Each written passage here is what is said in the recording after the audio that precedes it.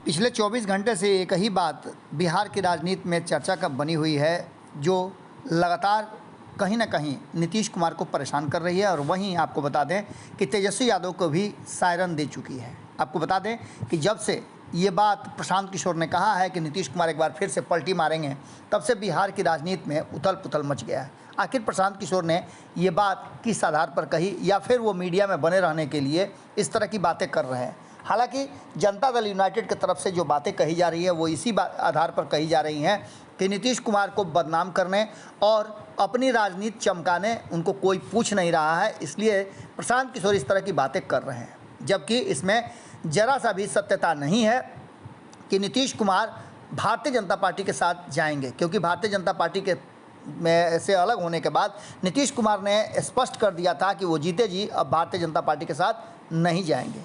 लेकिन इसके साथ साथ ये भी बात सत्य है कि नीतीश कुमार ऐसा पहले भी कर चुके हैं।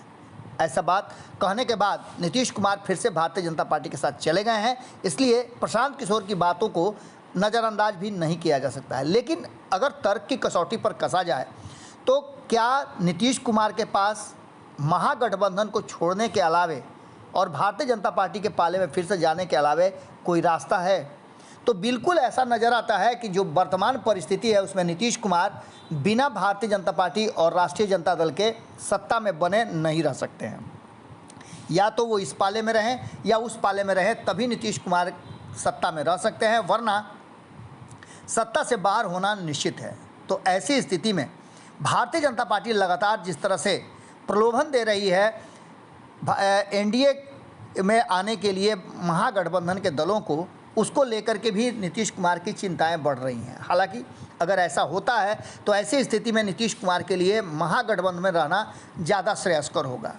अब सबसे बड़ी बात यह है कि क्या तेजस्वी यादव को मुख्यमंत्री बनाने का दबाव नीतीश कुमार पर है, जिसके चलते वो मन बदल सकते हैं और एक बार फिर से एनडीए की तरफ जा सकते हैं।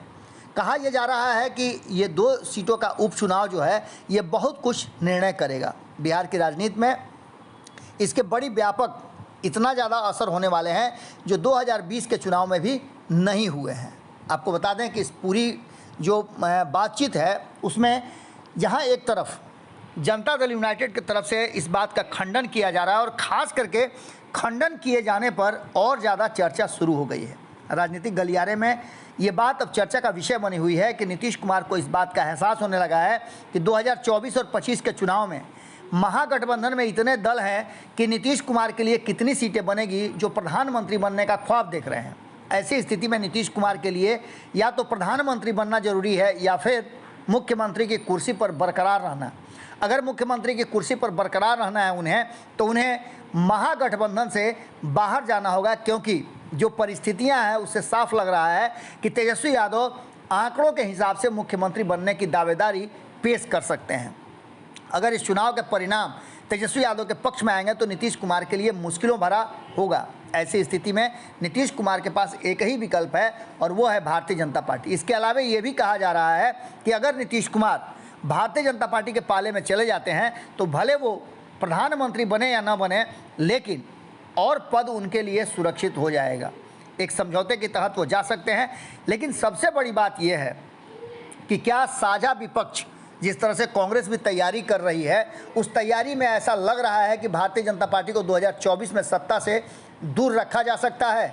अब नीतीश कुमार को ये फैसला करना है और नीतीश कुमार का फैसला इसी बात पर टिका हुआ है कि कौन कितना मजबूत और कौन कितना कमज़ोर है। प्रशांत किशोर ने जो अपनी बातें कही है उसमें उन्होंने स्पष्ट तरीके से ये बात रखा है आकलन के हिसाब से कि नीतीश कुमार 2024 और 25 के चुनाव को मद्देनज़र रखते हुए अपना फैसला करेंगे और उस फैसले में जिसका पलड़ा भारी रहेगा नीतीश कुमार उसी तरफ झुकेंगे।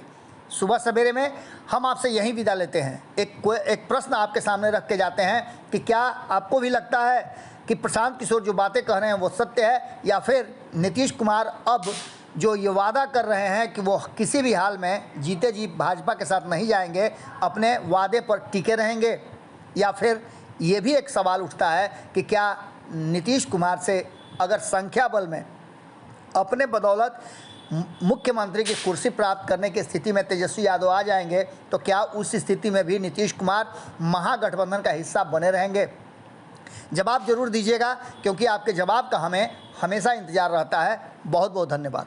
अगर ये वीडियो पसंद आई और वह बिहार के राजनीति और बिहारियत से सरोकार रखेनी तो सब्सक्राइब बटन दबा के चैनल के सब्सक्राइब कर ली। ओजे एगो घंटी बा, ओकरा बटन दबा देला से कुल सटीक और मारक खबर रुआ मुफ्त में मिल जाई। अगर रुआ पत्रकारिता के हमनी के नया प्रयोग में सहयोग कर चाहतानी तो ज्वाइन बटन दबा दी। पेटीएम नंबर नोट कर ली 9386816700। धन्यवाद।